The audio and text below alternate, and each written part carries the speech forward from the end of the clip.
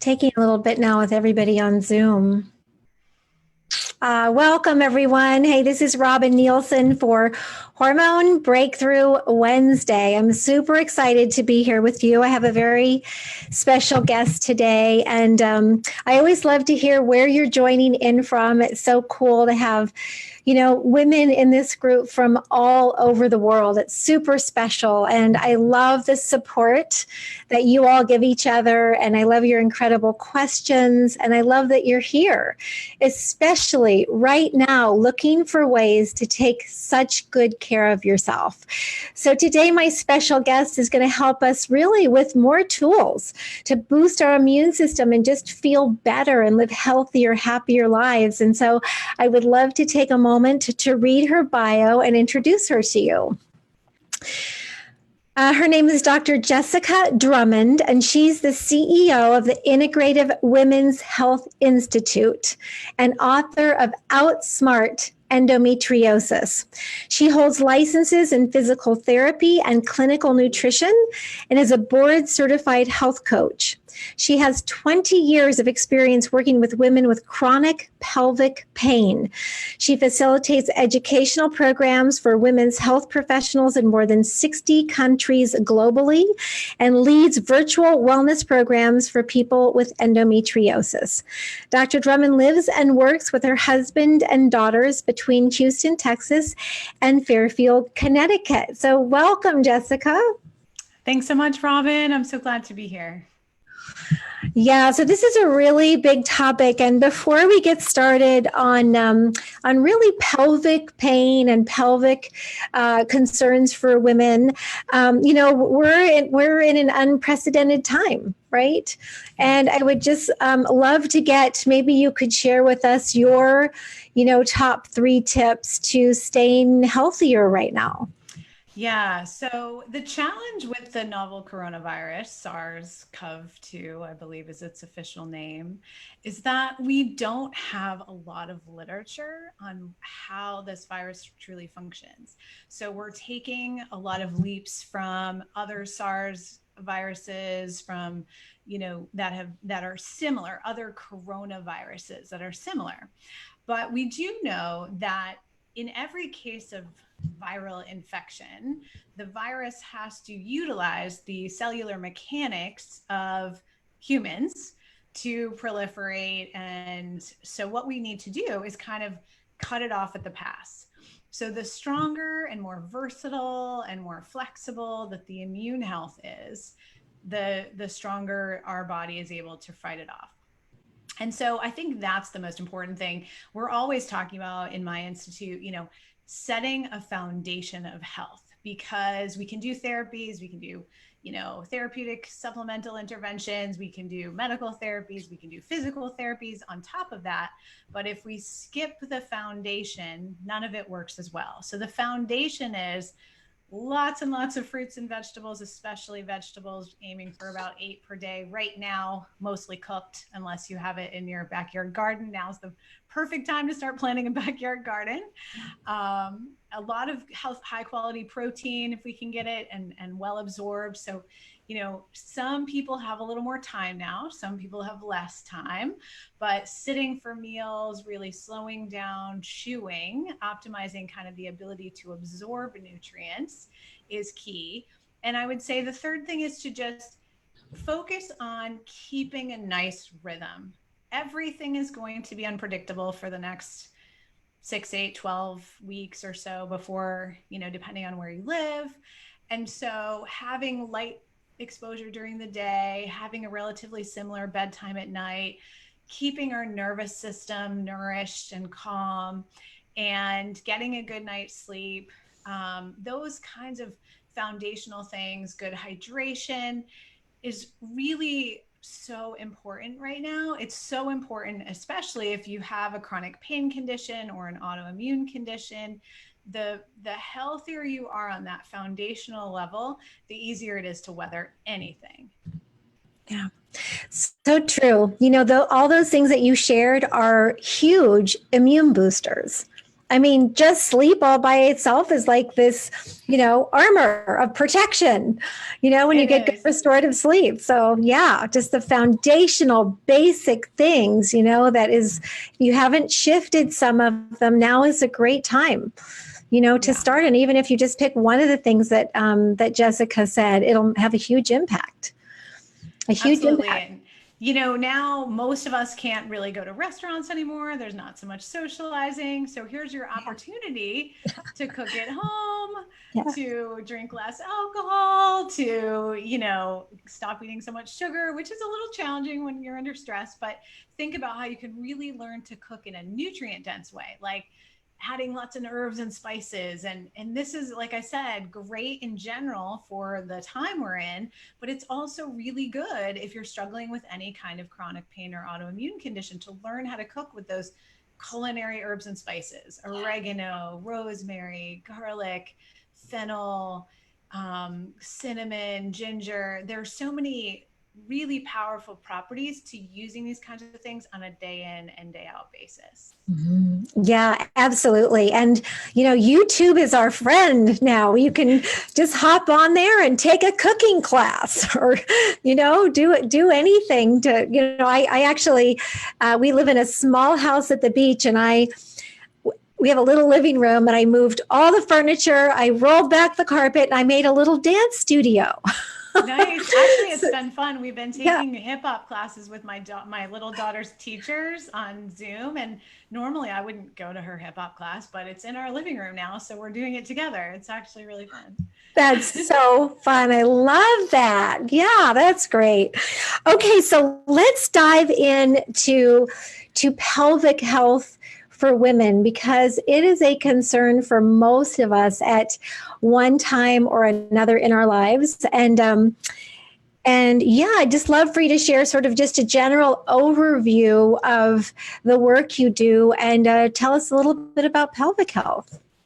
Yeah, so I started my career actually in physical therapy, and pretty quickly specialized in women's health, pelvic health, manual therapy for the pelvis. So from a PT standpoint, I kind of always walk around with my bony pelvis, right?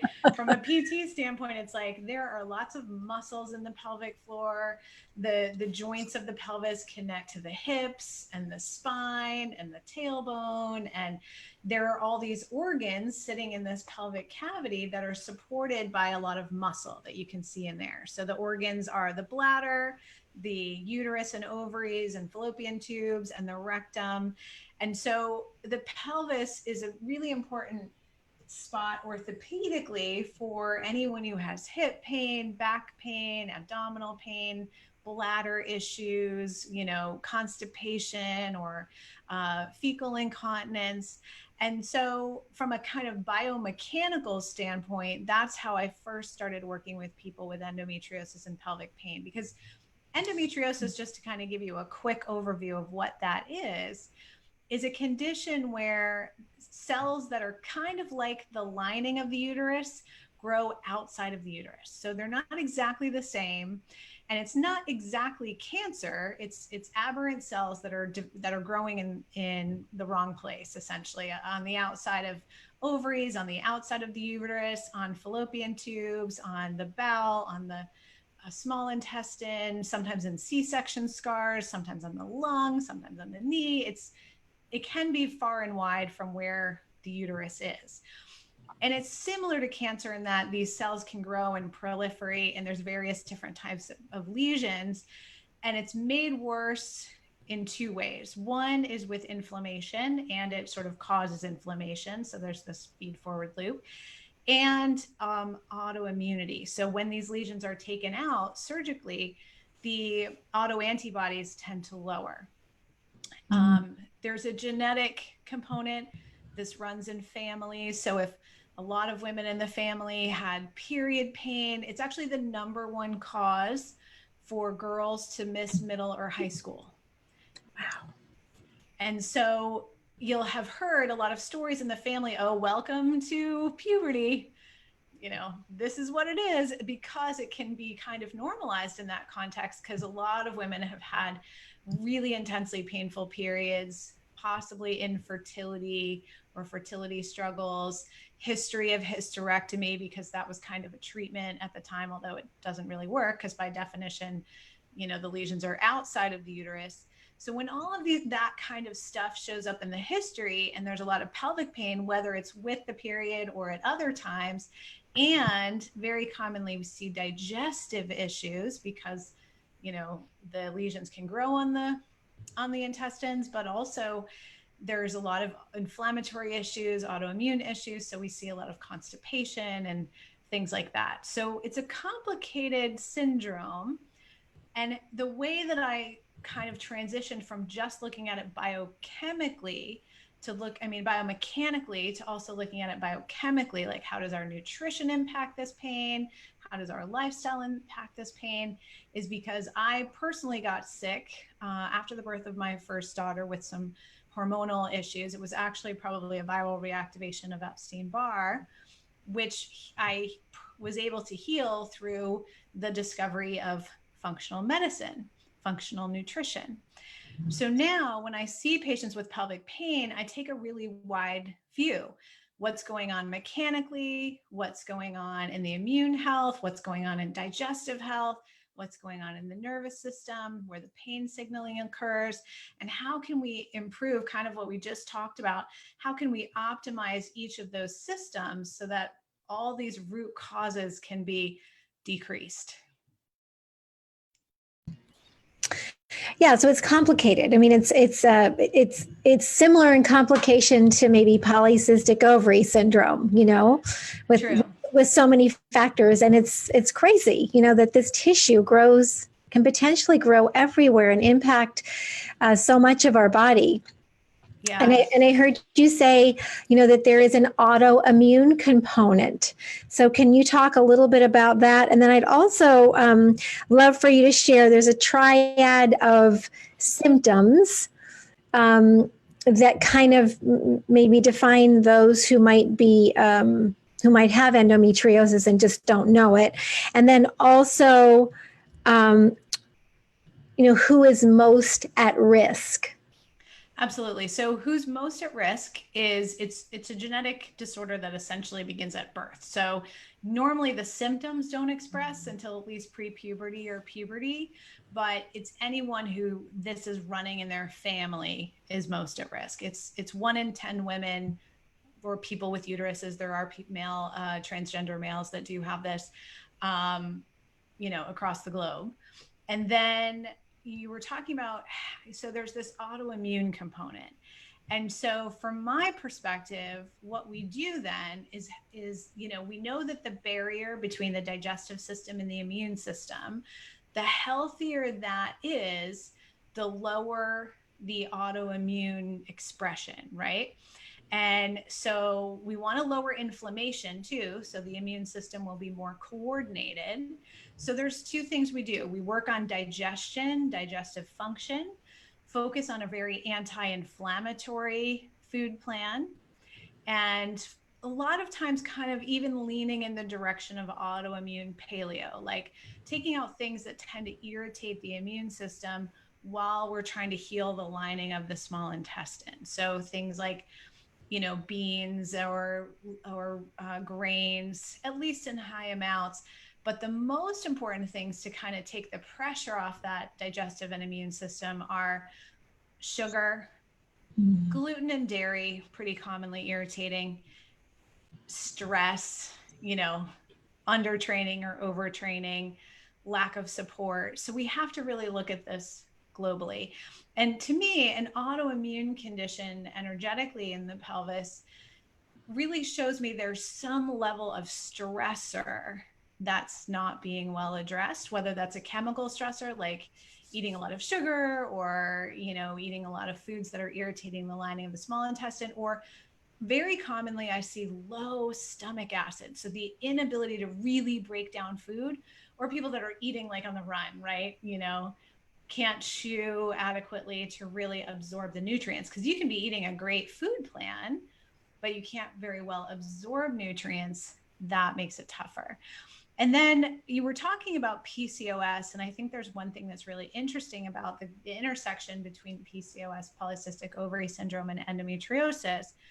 women who do have PCOS who also have pelvic pain, that's actually kind of a rare-ish symptom of PCOS. So people who have PCOS plus pelvic pain are very, very likely to also have endometriosis. Yeah, it's more common than I would have thought, but yeah, many women with PCOS also have endometriosis. Mm-hmm. Yeah. And so the common symptoms really are some level of pelvic pain. And it's challenging because depending on the lesions, and it doesn't even matter how extensive the lesions are, how limited the lesions are, the symptoms are not directly related to how complicated the disease looks, sort of when you go in laparoscopically to take out the lesions, right? So some people actually have silent endometriosis, has a family history and maybe relatively mild symptoms, or when they struggle with infertility, or if they had to have surgery for something else and, it was found in there. But some people have extremely debilitating pains, but most commonly pelvic pain of some sort, whether it's cyclical with the cycle or at other times, is a hallmark. I would say digestive issues are really common, especially if they started just before puberty. So usually the digestive symptoms, when we kind of look in reverse at the timeline, came on a little bit before puberty, although at the time, no one really knew. It was like, oh, maybe, this stressor caused it, or this person keeps getting food poisoning, or this person has IBS. And it's like, then later, like, oh yeah, that was the beginning of endometriosis. And the other thing that I see really commonly is fatigue. Any chronic pain condition really saps your energy. And the frustrating thing about this one is also there's a lot of gaslighting from the medical community. Oh, just try birth control. Oh, it's not that bad. Oh, have a glass of wine before sex. Like, it takes 6 to 12 years, even now. It used to be 15 years when I started, but still, we haven't made much progress in the last 20 years. It takes 6 to 12 years for diagnosis, which is a really long time to be struggling with something that often the medical community has no good answers for or doesn't even believe you. Yeah, that's pretty crazy. And with some women with PCOS, they experience pelvic pain as well.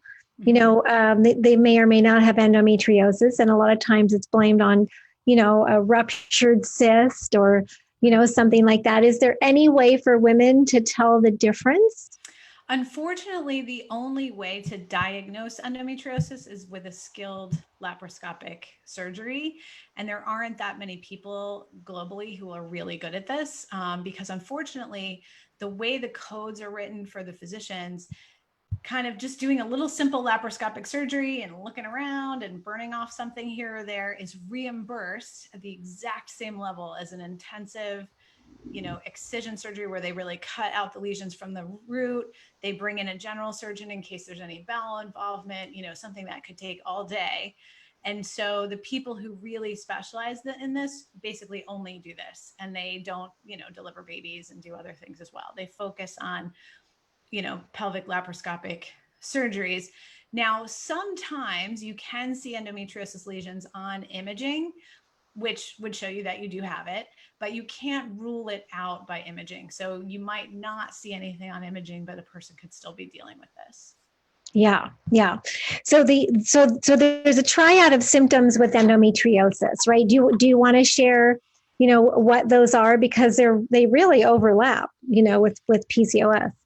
Right. So it's those digestive symptoms, the exhaustion, and pelvic pain, sexual pain, painful periods, and infertility. It's one of the most common causes of infertility along with PCOS.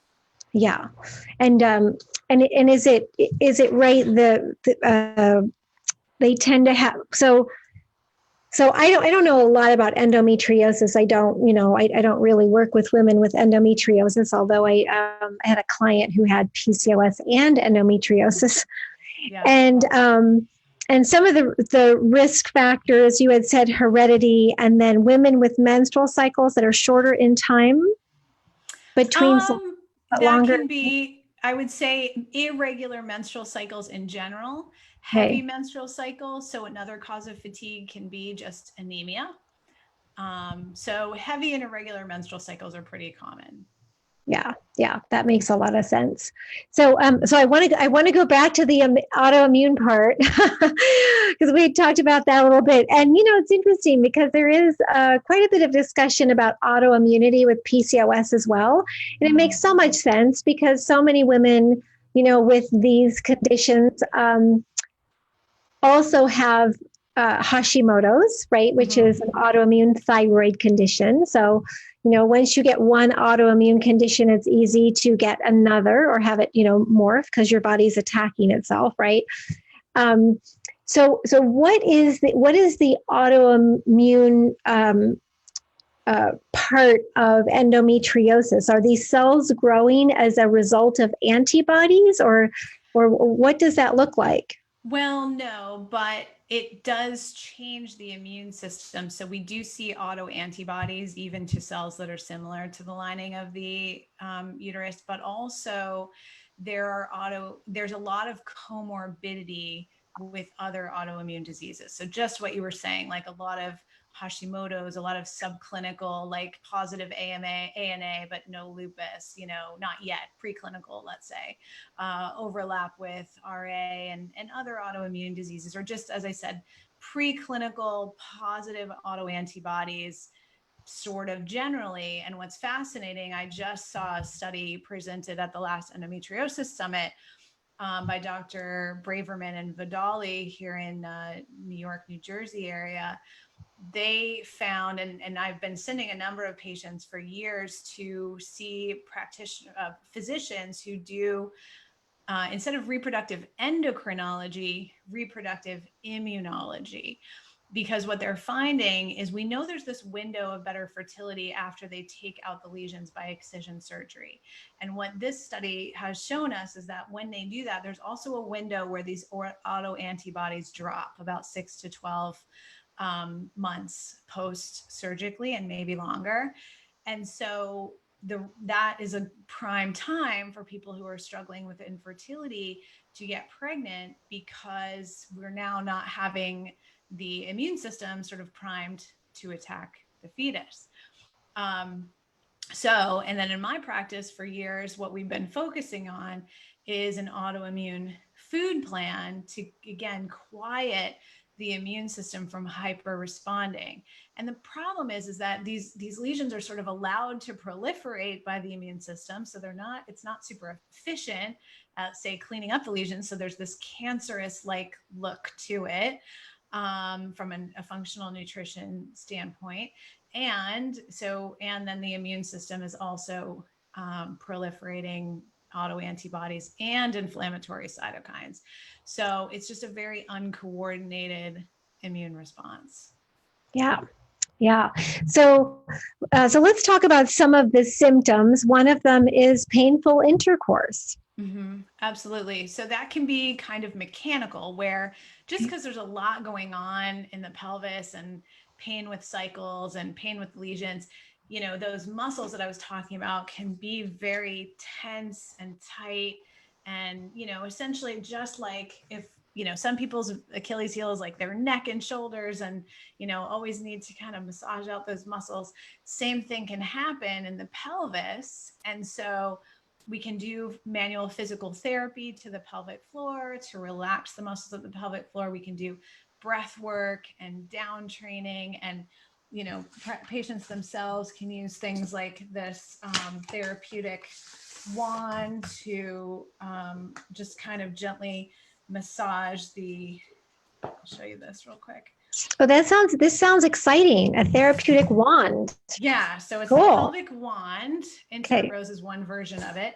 And this is, it's hard to sometimes reach your own pelvic floor. But imagine, this is the vaginal opening, and there's all these muscles in here that can be very tense. And especially right this moment, people with pelvic and sexual pain probably cannot access their manual physical therapist because they're all closed. We can't be touching patients right now. So here's your opportunity to kind of learn and explore your own pelvic muscles. So you can use a wand like this. It's shaped like this just so you can reach and move it. You could use your own finger. It doesn't have to be anything this complicated, but this is nice because it's kind of made of a nice soft silicone. It's pretty narrow and it can enter vaginally and just gently press and stretch the muscles of the pelvic floor, just like you would do, you know, to your neck and shoulder. You've seen like those Theracanes or things like that for your neck and shoulder.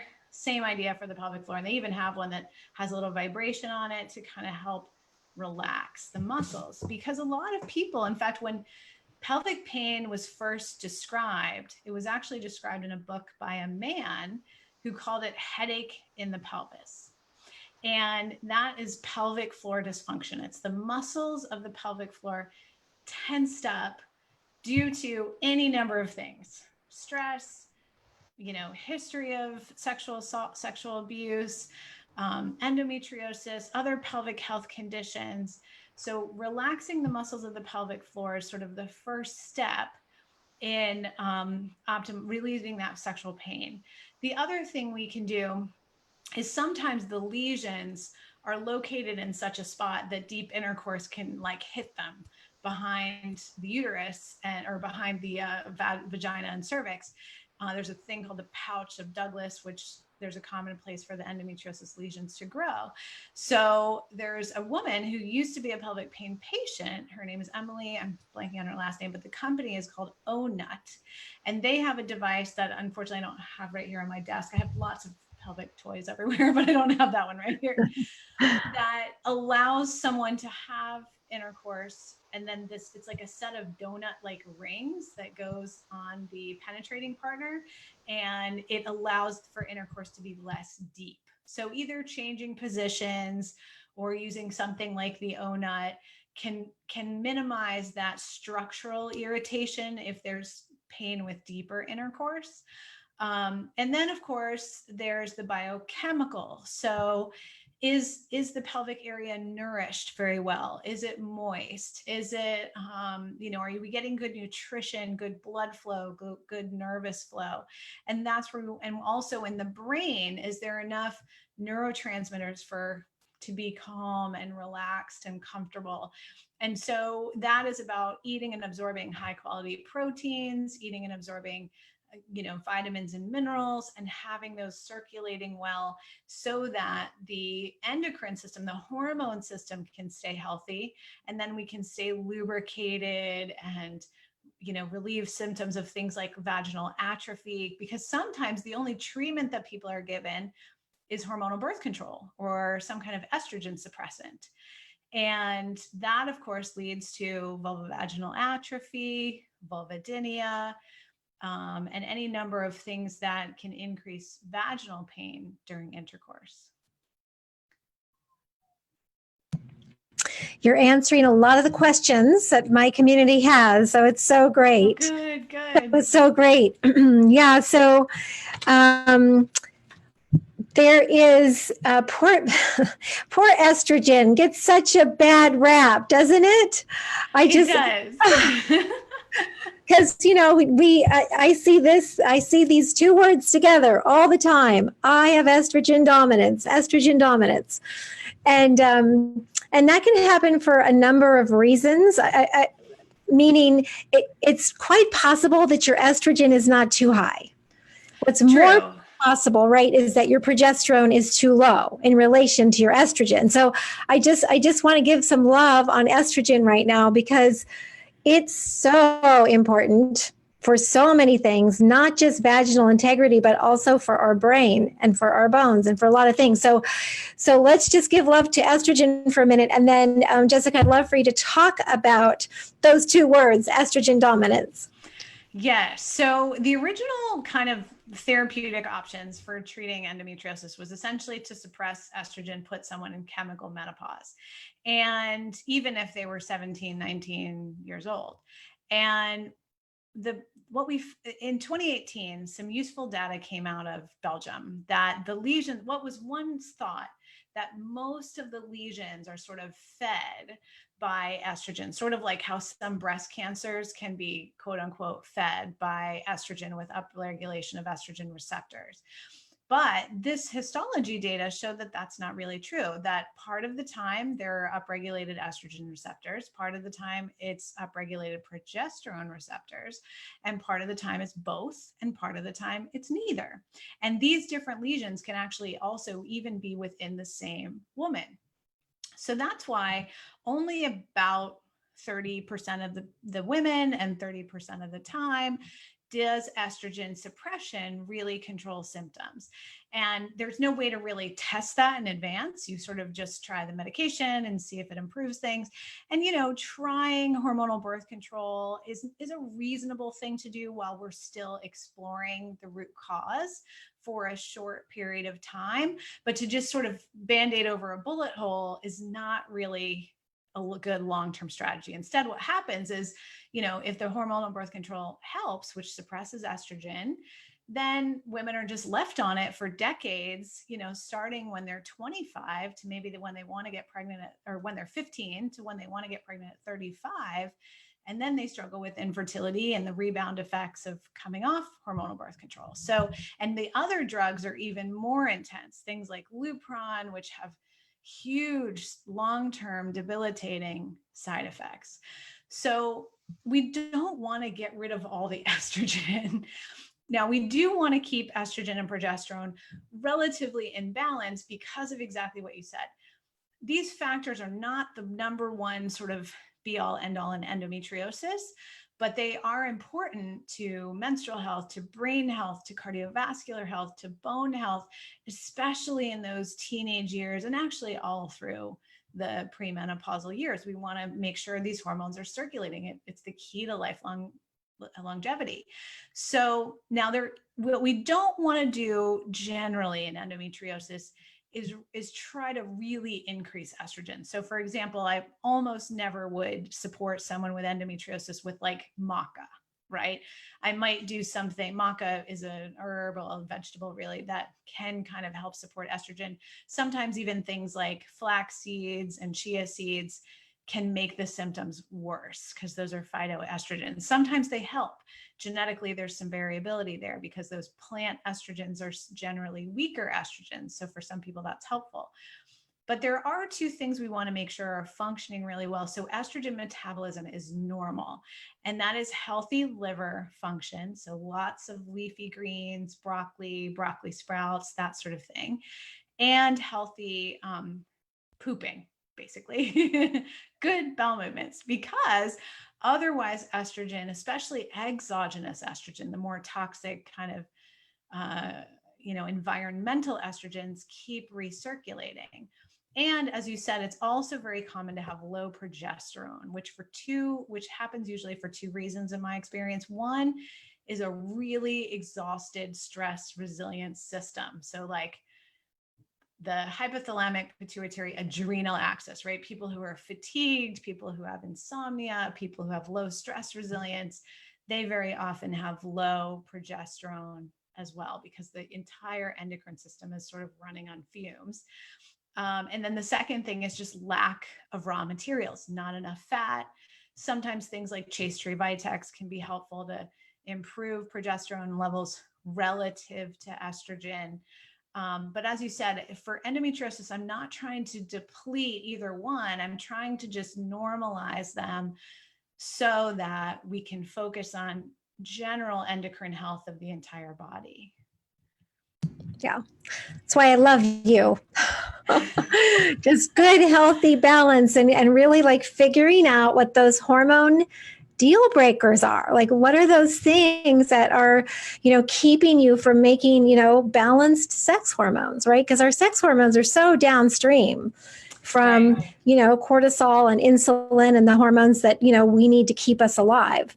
So like Yes. Jessica said, if we're always, stressed out, then we're going to, not have a good balance of our sex hormones, estrogen, progesterone, testosterone, right? Absolutely. Mm-hmm. Yeah. So give us maybe your top 3 tips for beginning to address pelvic pain. And then we're going to post a link for women who want next steps in detail to grab your free book. Is that right?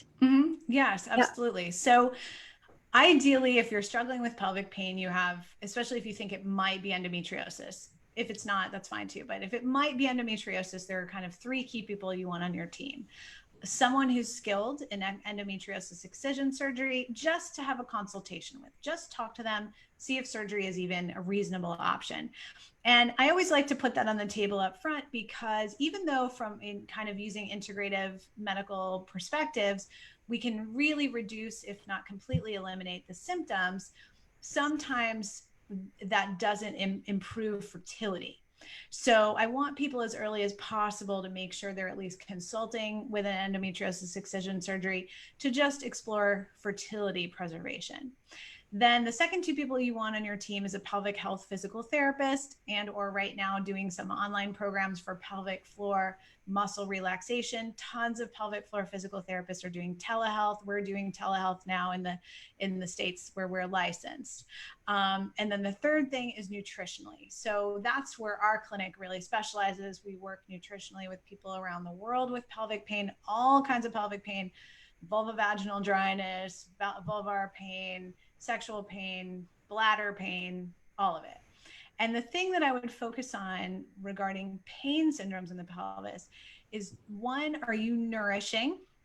So are you getting enough fat? Are you getting enough protein, enough vegetables, so that we can build all the hormones we need to have a really healthy sexual function and sexual health? Two, are we optimizing digestion? So eating low inflammatory, chewing, eating slower, lots of hydration, things that really support digestive function. And three would just be, do you have some stress balancing practice that you're doing every day? And it doesn't have to be perfect. It can be a walk, it can be a mindfulness practice, it can be a prayer practice. But we're all living with stress now more than ever for some people, but stress is always there. We can't eliminate stress. So, how are you balancing stress every day? So, like you just said, we're not depleting our endocrine system from the very bottom of stress resilience. Those are great tips. And they're all great immune boosters too, That's right. right? Yeah. So boost your immune system and balance your hormones all at the same time. Very That's so good. great. So we're going to post the link now for you to be able to grab Jessica's book. Will you tell us about your beautiful book? Yeah, so the book is great because, first of all, it has some stories from some of my clients, from what the experiences of kind of taking this holistic approach to resolve your pelvic pain, whether or not you have endometriosis. If you have any kind of chronic pain, any kind of autoimmune issue, any kind of pelvic or sexual pain, the system in this book will help you. And then, so we tell a lot of stories about our clients and our patients. And then we talk about really the step by step, how to figure out the right kind of food plan for you. There's not just one endo diet.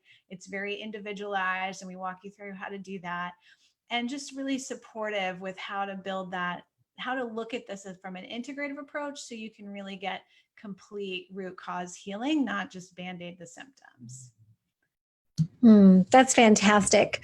We need this information, because like you say, pain it's so stressful. Like it's a really big stressor on the body, and it can really keep our health stuck in a big way. And of course, that kind of wrecks your life. So it's wonderful to have a resource like you and like your book to help us figure out how to reduce and even eliminate pelvic pain completely. So give us some hope here.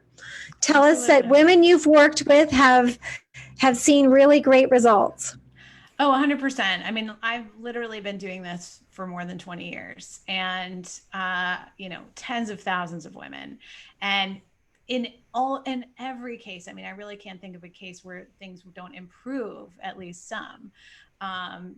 Every situation is different. Some are more complicated than others, but there are so many tools that we have that, if we're patient and consistent, in every case we see improvements. Yeah, I love that. So it's those small changes, right, over time that equal really big results. So it's not, it's not something, you don't have to take everything that Jessica says and do it all at once. You just start implementing that one next thing. And like she said, if you're patient, you will see some incredible results.